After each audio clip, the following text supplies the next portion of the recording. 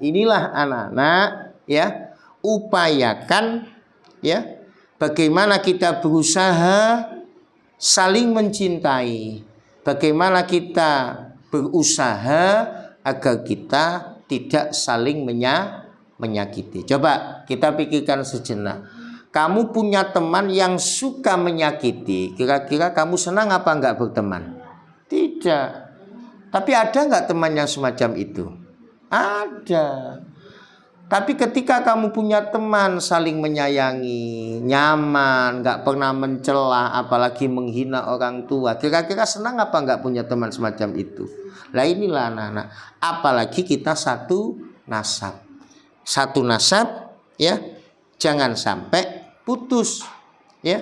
Usahakan bagaimana agar kita tetap saling menyayangi, ya, saling mencintai, ya, sekaligus menjauhi, jangan sampai saling menyakiti.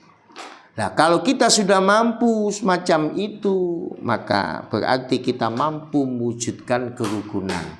Berarti kita mampu mewujudkan sifat ulfah, sifat perdamaian atau sifat kerukunan.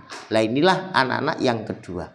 Kama qala Nabiyyu sallallahu alaihi wasallam, sebagaimana apa yang disabdakan Rasulullah sallallahu alaihi wasallam, inna rahima, setuhune sanak famili, ida tamasyat ing dalem tekalane saling bau membau, ya ta'atofat mongko iku asih-asian opo sapa rahim. Sebagaimana apa yang disabdakan Rasulullah sallallahu alaihi wasallam, sesungguhnya hubungan kerabat itu apabila mendekat maka akan timbul saling menyayangi. Artinya apa? Kalau kita semakin hari saling mengenal, bisa ya saling menyayangi, maka ta'atofat, insya Allah ya, kalau kita saling mengenal antar satu sama yang lain karena ada hubungan kerabat, ketika kita mendekat maka akan timbul sikap saling menyayangi. Makanya kalau kita rajin sambang, insya Allah bakal sambung. Kalau kita rajin silaturahim, insya Allah hubungan baik akan terjaga dengan baik. Namun jika sebaliknya, kita tidak kenal antar satu sama yang lain, kita saling acuh tak acuh, mbuh kenal mbuh gak tapek direken. Nah, jika sifat itu yang kita timbulkan, maka tentunya kita tidak mampu mewujudkan sikap saling menyayangi. Nah, inilah anak-anak. Jadi karena ada hubungan nasab, jaga ikatan itu dengan sebaik mungkin. Karena di situ ada pertalian darah. Mau tidak mau jaga hubungan baik, jangan sampai putus. Karena ketika kita putus, maka kata Rasulullah, ar-rahim sajnatun, ikatan kerabat bagaikan cabang. Jika kamu menyambungnya, maka kamu juga menyambungnya, kata Rasul. Tapi jika kamu memutuskannya, maka berarti kamu juga memutuskan hubungan dengan aku, kata Rasulullah SAW. Makanya jaminan orang-orang yang senantiasa membangun silaturahim, apalagi karena pertalian nasab, maka insya Allah jaminan kita akan bertemu dengan Rasulullah SAW. Namun jika kita menjadi orang yang memutuskan hubungan silaturahim, maka pasti kita tidak akan bisa bertemu dengan Rasulullah. Jika nyambung, ya insya Allah bakal nyambung. Jika putus, insya Allah kita juga putus. Makanya jangan sampai ya kita memutuskan hubungan kekerabatan. Usahakan jaga hubungan baik, ya, tetap menjaga semangat silaturahim, ya, jangan sampai menjadi orang-orang yang qati'ur rahim. Wasalisuha, adapun sebab yang ketiga, al-musaharatu, yaitu hubungan perkawinan.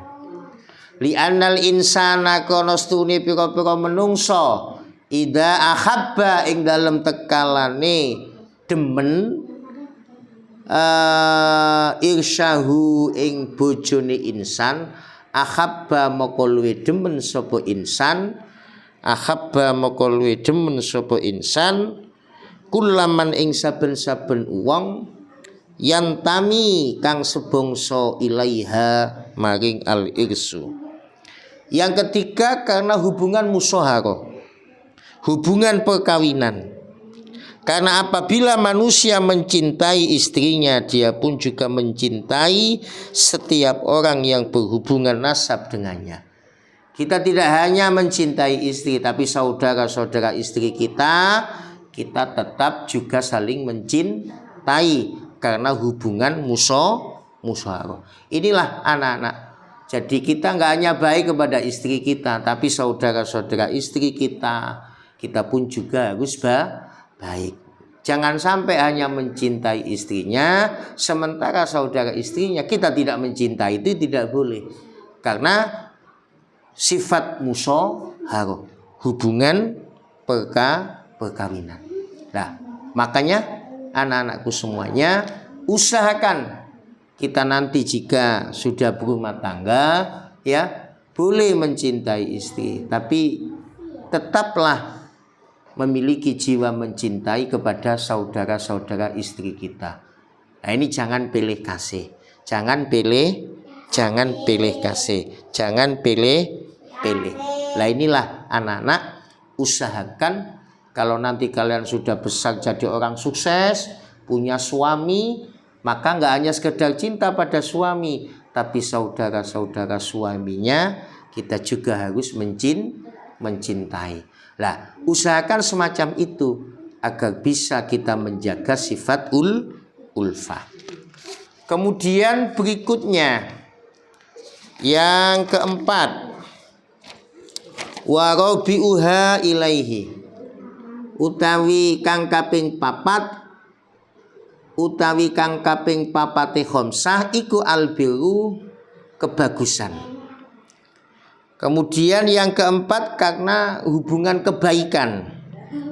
Apa maksudnya? Wa huwa utawi albiru iku al ihsanu, agawe bagus ilan nasi maring menungso. Artinya apa? Kita wajib berbuat baik kepada sesama manusia. Jadi berbuat baik itu perintah agama. Makanya jangan pilih-pilih. Usahakan ya kita mampu mewujudkan hubungan baik atau berbuat baik kepada sesama manusia. Qala sairu, qala dawu sapa asairu wong kang ahli syair. Rupane ahsin ilan nasi tasta bit kulubuhum fadolamastak badal insana ihsanu. Aksin gaya bagus sira ilan nasi maring pira-pira menungso. Tastait mongko tastakbit mongko den bendoro sapa apa kulubuhum pira-pira atinin nas. Fatolama mongko fatolama stak bada mongko dadi bendoro al insana ing menungso apa ihsanun, kebagusan. Apa kata syair?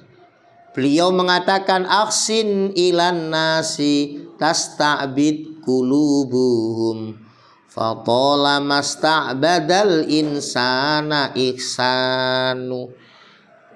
Aksin ilan nas, berbuat baiklah kepada sesama manusia, niscaya kamu tundukkan hati mereka.